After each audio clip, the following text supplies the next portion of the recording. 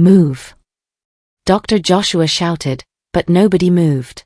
The operation room in one of the biggest hospitals in Lagos looked like a paused movie. Bright white lights, green gowns, gloves, machines beeping fast like panic. On the table lay Rebecca Olushola, the billionaire's mother.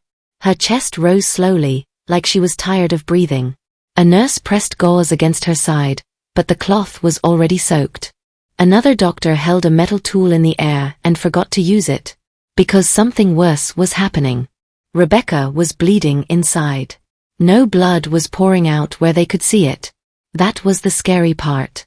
The bleeding was hidden, deep inside her body, like a silent enemy. And the doctors knew it. 15 doctors stood around her. 15. Some had flown in from other states. Some had trained abroad. Some were famous enough that people took pictures with them in airports. But right now, none of that mattered. Dr. Joshua looked at the monitor and his face turned hard and pale. Her pressure is dropping again, he said. If it drops one more time, we may lose her. A nurse swallowed loudly. Doctor, what do we do? Dr. Joshua did not answer, because he had already tried everything. And so had the others. Then the door opened. At first, everyone thought it was another nurse bringing supplies. But it was not a nurse. It was an old woman in a simple brown uniform, with a mop bucket outside the door. Her hair was tied neatly under a scarf. Her hands were rough from years of scrubbing floors. Her eyes were sharp, like they could see what other people missed. She stepped into the room like she belonged there. Someone gasped. What is she doing here? The old woman's name was Rosaline, and she was the hospital janitor. Rosaline looked at the beeping machines, then at Rebecca's face, then at the doctor's frozen hands. In a quiet but steady voice, she said something that made the room go even colder. I can stop the bleeding. Every head turned. Dr. Joshua blinked as if he did not hear well. Excuse me. Rosaline took one step closer and lifted her palm gently. Please, doctor.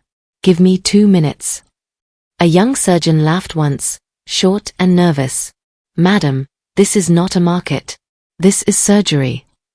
Another doctor hissed, get her out. Now. But Rosaline did not flinch. She looked straight at Dr. Joshua, then at the chief nurse beside him. Her blood is escaping inside her, Rosaline said. You are looking for it with your eyes and your tools, but it is hiding. That is why you are afraid. Dr. Joshua's mouth tightened. How do you even know that? Rosaline nodded toward the monitor. The machine is telling you. You are just hoping it will lie. The nurse beside Dr. Joshua whispered, Doctor. She is right. The numbers. Dr. Joshua raised his hand. Quiet. Then, from the corner of the room, a man's voice burst out, filled with anger and fear at the same time.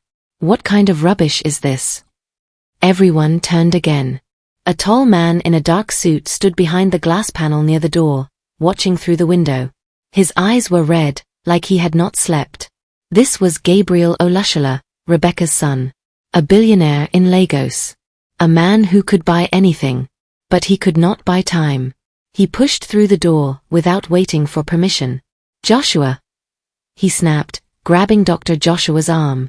Tell me you can save my mother. Tell me now.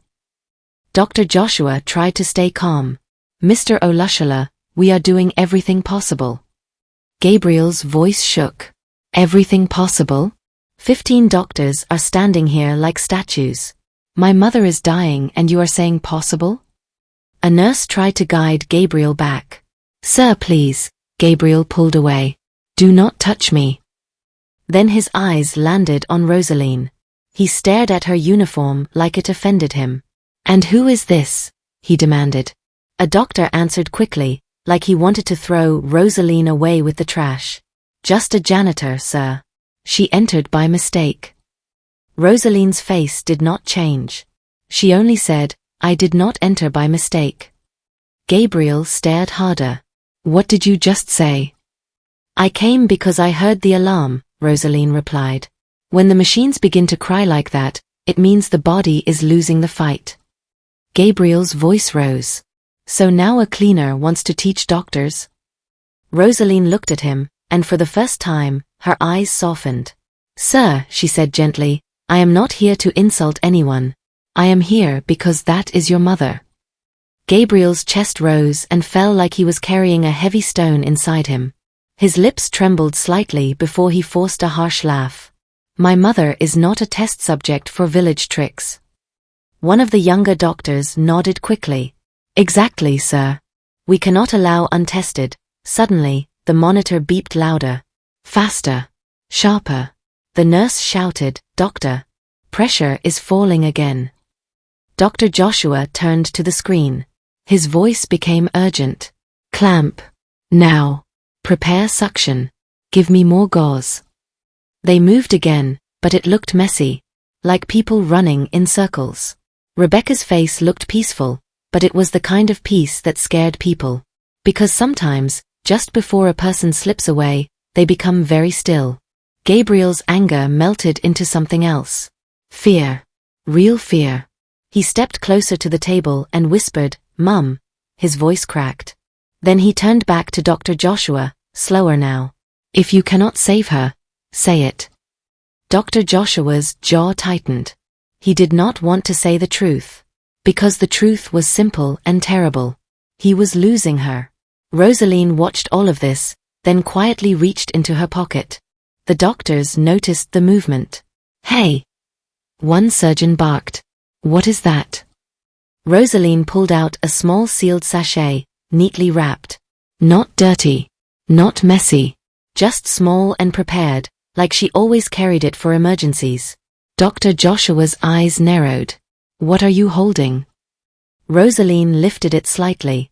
A paste made from leaves and bark. My grandmother taught me how to prepare it. It helps the blood calm down when it is rushing the wrong way. A doctor scoffed loudly. This is madness. But the beeping kept screaming. And the nurses' faces kept tightening with panic. Dr. Joshua swallowed and looked at Gabriel. Gabriel looked at his mother's face again. Then at the monitor.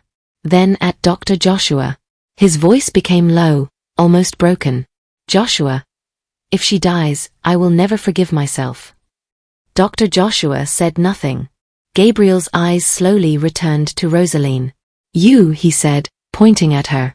If you touch my mother and she gets worse, Rosaline nodded once. Then you can blame me. Gabriel's throat moved as he swallowed. And if you save her, Rosaline answered softly, then your mother will live. Dr. Joshua stepped forward, blocking Rosaline. Sir, I cannot allow this without protocol. Without tests. Without approval. Gabriel snapped, Protocol? My mother is slipping away in front of you. What is protocol going to do? Write her an apology letter. Dr. Joshua's face showed pain. He was not a bad man. He was just trapped. He looked at his team. They looked back. Some were scared. Some were proud. Some were secretly begging for a miracle but did not want to admit it. Then the monitor beeped in one long, frightening sound. The nurse screamed, Doctor. Dr. Joshua's voice cracked. We are losing her. Gabriel's eyes widened. His hand shook as he grabbed Dr. Joshua's shoulder. Do something, he shouted. Dr. Joshua froze for half a second. And in that half second, Rosaline moved. She stepped forward. Calm. Fast. Like she had done this before. She lifted the sachet and said, Give me 2 minutes, doctor. Just 2. Dr. Joshua stared at her. The room held its breath. And Gabriel, shaking like a child who did not want to lose his mother, shouted the words that stunned everyone, Let her try. Dr. Joshua turned sharply. Sir. I said let her try. Gabriel roared, tears now spilling down his face. All of you have tried. 15 doctors have tried. My mother is still dying. Rosaline opened the sachet. A sharp, clean herbal smell filled the air. The nurses stepped back. The doctors stared like they were watching something forbidden. Rosaline leaned toward Rebecca, and Dr. Joshua suddenly grabbed Rosaline's wrist. His voice was tight and dangerous. If you do this, and she dies, You will not walk out of this room the same way you walked in. Rosaline did not pull away. She only looked at him and said very quietly, "Doctor, she is already dying." Then she gently turned her wrist free from his grip and reached toward Rebecca's body. The machines beeped wildly. Gabriel covered his mouth with his hand, shaking. And the very first touch Rosaline was about to make, a loud voice burst from the doorway. "Stop this now." Everyone turned, and Rosaline's hand froze in the air. "Stop this now." The voice cut through the room like a sharp blade. Rosaline's hand froze in the air. Dr. Joshua turned angrily toward the door. "Who said that?" A tall woman in a neat suit stepped into the operating room. Her back was straight. Her eyes were sharp and full of authority. This was Tessie Augustina, the hospital administrator. Behind her were two senior nurses, both looking confused and tense. "What is going on here?" Tessie demanded. "Why is a janitor standing over a patient in the operating room?" One of the doctors spoke fast, eager to explain. "Madam, she claims she can stop internal bleeding with traditional medicine." Tessie's brows pulled together. "Traditional medicine? Here." She looked at Rosaline like she could not believe her eyes. "Madam," Tessie said firmly, "this is a restricted area. You cannot be here." Before Rosaline could speak, the monitor beeped sharply again. Rebecca's heart rate dipped. The nurse cried out, "Doctor, her pressure is falling." Gabriel stepped forward at once. His voice shook, but it was loud. "Please," he said. "Let her try." Tessie turned to him slowly.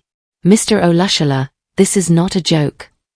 Gabriel pointed at the table. "My mother is dying. 15 doctors are here. If they could save her, she would not be like this." Dr. Joshua rubbed his face in stress. "Sir, we are doing our best." Gabriel's eyes filled with tears. "Your best is not enough." Silence fell. Tessie looked at Rebecca. Pale. Weak. Almost gone. Then she looked at Dr. Joshua. "Doctor, is there anything else you can do?" Dr. Joshua opened his mouth. Then closed it. He could not lie. Tessie inhaled slowly. 2 minutes, she said at last. "That is all." Gasps filled the room. Rosaline bowed her head slightly. "Thank you." She stepped closer to the table. The doctors watched like people witnessing something unreal. Rosaline opened the small sachet in her hand. Inside was a thick green paste, smooth and clean. The smell was earthy but calm. One doctor whispered, "This is impossible." Rosaline did not answer. She placed her fingers gently on Rebecca's wrist. "She is still here," Rosaline said softly. "Her body has not given up." Gabriel held his breath. Rosaline dipped a clean gauze into the paste and placed it carefully on Rebecca's side. She moved slowly, carefully, like someone who had done this many times. She whispered words under her breath, not loud enough for anyone to hear. The machine beeped. Fast.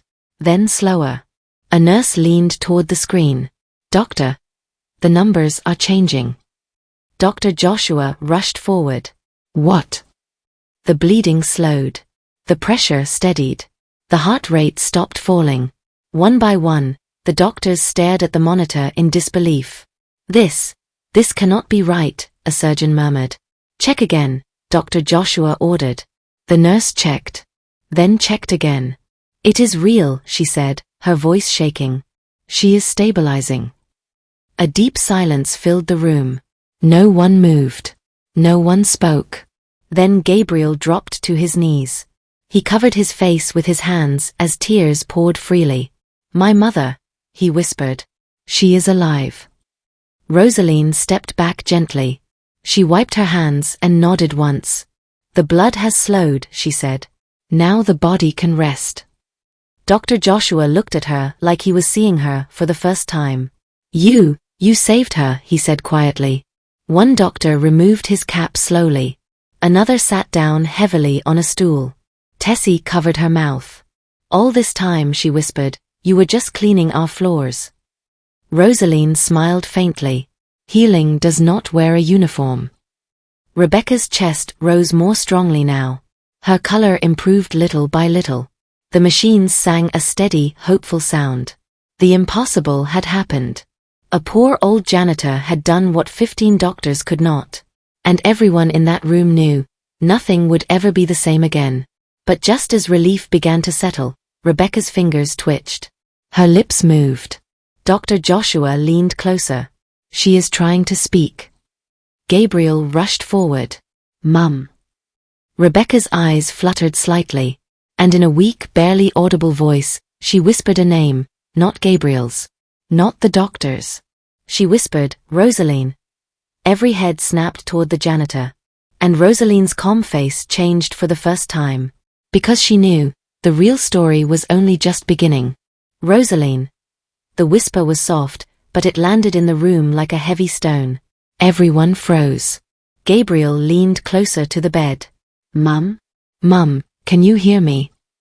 Rebecca's eyelids fluttered again. Her breathing was steadier now, slow and deep. The machines beside her hummed calmly, like they were finally at peace. Dr. Joshua checked the monitor once more. His hands were steady this time. She is conscious, he said, almost in disbelief. Weak, but conscious. A quiet sound escaped Gabriel's chest, half cry, half laugh. Mum, I'm here, he said. You are safe. Rebecca turned her eyes slightly. They were still heavy, but they searched the room. They passed the doctors. They passed Gabriel. They stopped on Rosaline. Rebecca's lips moved again. She helped me. The words were slow, but clear. A deep silence filled the room. One of the surgeons whispered, she remembers. Tessie Augustina stepped closer, her voice soft now. Madam Rebecca, can you tell us what you feel? Rebecca swallowed. The pain. It was dragging me away, she said slowly. Then warmth. Like a hand holding me back. Her eyes stayed on Rosaline. I felt her. Gabriel turned sharply to Rosaline. His voice trembled. You didn't just save her body. You reached her. Rosaline lowered her head. Sometimes the body listens when the heart is calm. Dr. Joshua cleared his throat. We need to move her to recovery, he said. Carefully. As the nurses prepared the bed, the doctors stepped aside, still stunned. One of them finally spoke. All my years of study. I have never seen this. Another nodded. We were trained to look down on what we don't understand. Dr. Joshua turned to Rosaline. His pride was gone now. Madam, he said, what you did today, I was wrong to stop you. Rosaline met his eyes. You were protecting your duty, she replied. I was protecting a life. Rebecca was gently wheeled toward the recovery room. Gabriel followed closely, but before he left, he stopped in front of Rosaline. He bent slightly, a billionaire bowing to a janitor. Thank you, he said. I don't know how to repay you. Rosaline shook her head. Do not repay me, she said simply. Let your mother heal. Gabriel nodded slowly and walked after the bed. The room began to empty. Doctors whispered among themselves. Nurses stared at Rosaline with new respect. Tessie Augustina remained. She looked at Rosaline from head to toe, as if seeing her clearly for the first time. You have been working here for years, Tessie said. Why did no one know this about you? Rosaline picked up her sachet and closed it carefully.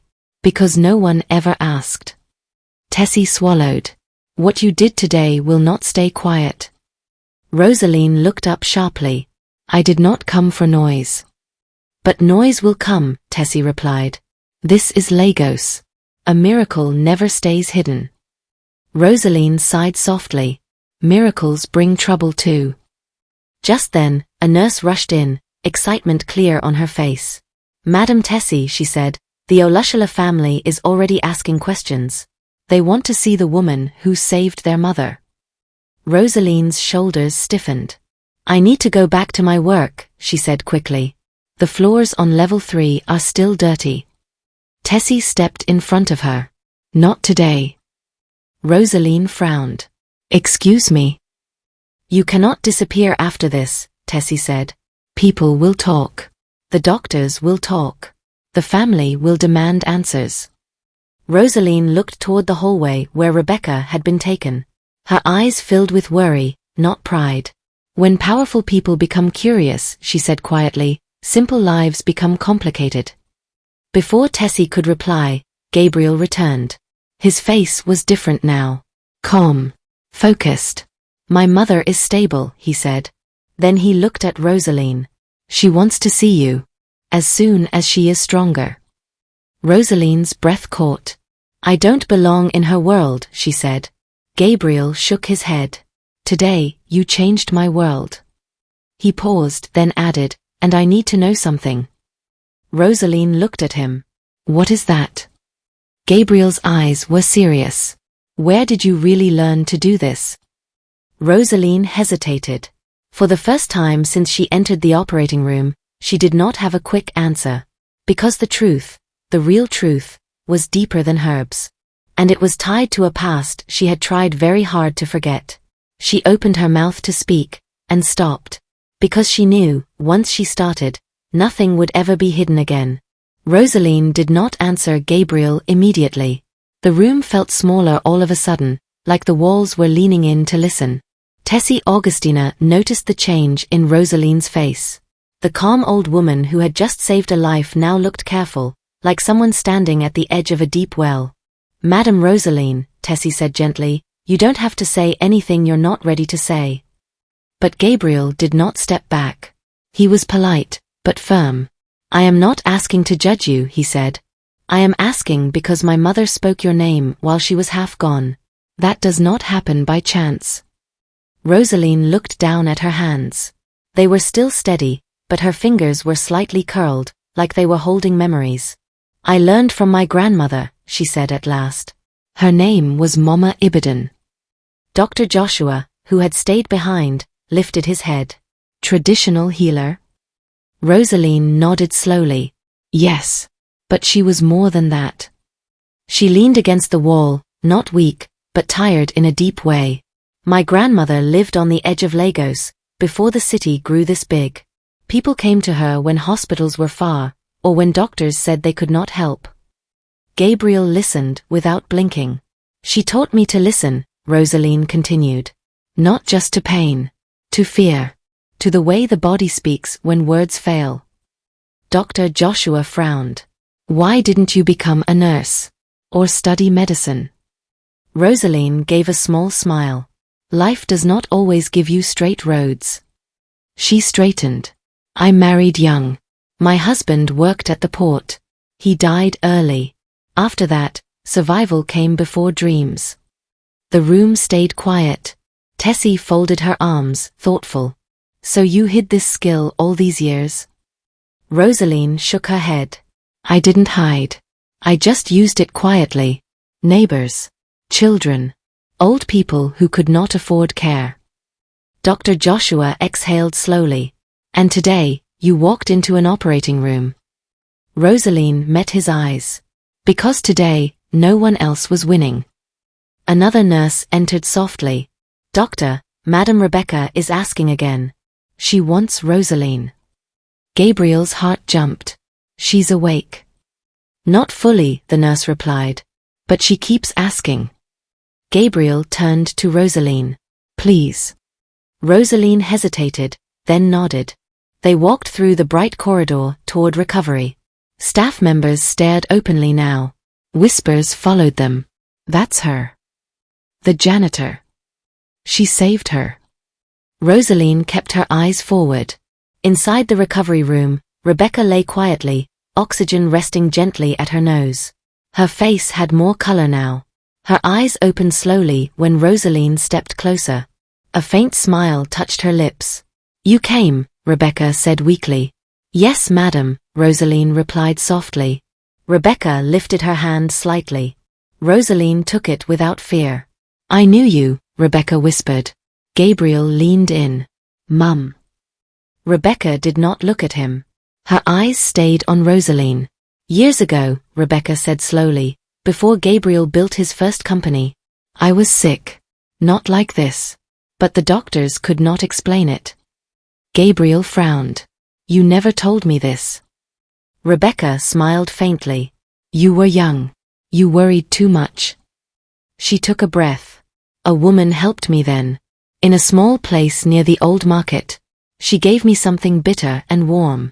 The pain stopped. Rosaline's eyes widened. Rebecca squeezed her hand gently. That woman was your grandmother. The room went still. Rosaline's breath caught in her chest. Mama Ibadan, she whispered. Rebecca nodded slowly. She told me her name. She told me healing is a duty, not a business. Tears filled Rosaline's eyes, but none fell. I never knew, she said. She never told me who she helped. Rebecca smiled. She said names bring trouble. Gabriel straightened, stunned. So this has come full circle. Dr. Joshua shook his head softly. Unbelievable. Rebecca's breathing became slightly heavier. Tessie stepped forward. Madam, you should rest. Rebecca nodded, then looked at Gabriel at last. My son, she said, take care of this woman. Gabriel swallowed. I will. Rebecca's eyes closed gently. The nurse adjusted the bed. She needs rest now. They stepped out quietly. In the hallway, Gabriel turned to Rosaline, his face full of emotion. My mother trusted your grandmother with her life, he said. And today she trusted you. Rosaline nodded slowly. Trust is heavy. Tessie cleared her throat. There is something we must discuss. She led them into a small conference room. News is already spreading, Tessie said. Staff talk. Families talk. By morning, Lagos will talk. Dr. Joshua added, and the medical board will ask questions. Rosaline stiffened. I did not come to challenge anyone. I know, Tessie replied. But what happened today challenges many things. Gabriel leaned forward. What are you saying? Tessie chose her words carefully. This hospital cannot pretend this did not happen. People will ask why a janitor saved a patient when doctors could not. Dr. Joshua nodded. Some will feel threatened. Rosaline sighed. That is why my grandmother stayed quiet. Gabriel's voice was firm. We will not bury this. Rosaline looked at him sharply. Power does not always protect. Sometimes it exposes. Gabriel met her gaze. Then let it. Tessie rubbed her temples. We must be careful. The wrong attention can destroy lives. Rosaline stood up slowly. I only want to return to my work. Gabriel shook his head. That will not happen. Rosaline frowned. You cannot decide my life because of gratitude. Gabriel stood too. This is no longer about gratitude. This is about truth. Dr. Joshua added quietly, and responsibility. Rosaline looked from one face to another. You want to open a door, she said. Once opened, it will not close. Gabriel nodded. I know. Rosaline took a deep breath. Then you should know something else. The room leaned closer. My grandmother warned me, Rosaline said. She said one day, I would be forced to choose between silence and service. Gabriel asked softly, what did she tell you to choose? Rosaline looked toward the window, where Lagos moved endlessly. She said, Rosaline replied, when the time comes, do not choose comfort. Silence filled the room. Then Tessie spoke, her voice low. The time has come. Rosaline closed her eyes briefly. Yes, she said. It has. And somewhere down the corridor, a machine beeped steadily, as if counting down to a moment that would change all their lives forever. The morning light crept gently into the recovery wing of the hospital. Rebecca Olushala slept peacefully. For the first time since the accident, the machines beside her bed did not shout. They whispered softly, steady and calm, like a promise. Outside the room, Gabriel sat quietly on a bench. His expensive suit was wrinkled. His phone lay forgotten in his hand. For once in his life, business did not matter. Only life did. Rosaline stood a few steps away, holding her mop handle lightly, unsure where she truly belonged now. She had tried to return to her cleaning duties, but every nurse she passed greeted her with respect. Some even bowed their heads slightly. That alone felt strange. Dr. Joshua walked toward her slowly. "Madam Rosaline," he said. She turned. "Yes, doctor." "I have practiced medicine for over 20 years, he said carefully. "Yesterday humbled me." Rosaline smiled softly. "Healing has many paths." Dr. Joshua nodded. "I would like to learn. Not to replace medicine, but to understand what we ignore." Rosaline looked at him for a long moment. Then she said, "Understanding begins with respect." He bowed his head. "Then I am ready." Later that day, Rebecca woke fully. Her voice was stronger now, though still gentle. "Bring her in," she told the nurse. Rosaline entered quietly. Rebecca smiled when she saw her. "You look just like your grandmother," she said. Rosaline's eyes filled with emotion. "She would be happy you are alive." Rebecca reached for her hand. She always said kindness keeps knowledge alive. Gabriel stood beside the bed. "Mum," he said, "the board of the hospital wants to recognize Rosaline." Rosaline stiffened. "I don't want trouble." Rebecca laughed softly. "My dear, good does not need to fear light." That afternoon, something unusual happened. In one of the largest conference halls of the hospital, doctors, nurses, staff, and even patients gathered. No cameras. No noise. Just people. Tessie Augustina stood at the front. "Yesterday," she said, "we witnessed something rare. Not magic. Not rebellion. But wisdom." She turned toward Rosaline. "This woman reminded us that healing did not begin with buildings. It began with care." Dr. Joshua stepped forward. "Modern medicine saves lives every day," he said. "But so does knowledge passed down through generations. We must stop pretending only one way is valid." There was quiet agreement in the room. Gabriel then stepped up. "My mother is alive today," he said, his voice steady, "because a woman chose kindness over fear."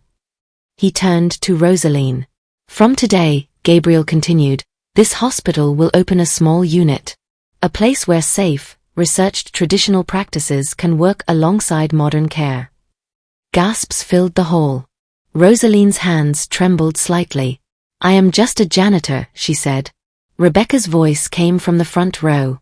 "You were always more than that." Tears ran down Rosaline's face, not from pride but from relief. She had carried knowledge quietly for years. Now she would not have to hide it. Weeks passed. Rebecca recovered fully. The story spread across Lagos, not as gossip, but as inspiration. Rosaline no longer cleaned floors. She wore simple, clean clothes and worked in a bright room filled with plants, books, and respect. Doctors came to listen. Mothers came with hope. Children came with trust. She never charged money. "Kindness first," she always said. "Payment later if you can." Gabriel visited often, not as a billionaire, but as a grateful son. One afternoon, as the sun set over the busy Lagos roads, Rosaline sat alone, holding her grandmother's old sachet bag. She whispered softly, "I chose service." And somewhere in the quiet of her heart, she felt peace. Because her life had changed for good, not because she saved a billionaire's mother, but because she reminded the world that wisdom, when guided by kindness, will always have a place in human lives. Indeed, ancient wisdom saved modern medicine, and now one of the richest men learned that the greatest treasures in life cannot be bought, rather they are discovered with a free heart and mind. What is your view about this story? Where are you watching from? Do well to let us know in the comments below, and don't forget to like, share, and subscribe for more interesting stories. Stay blessed.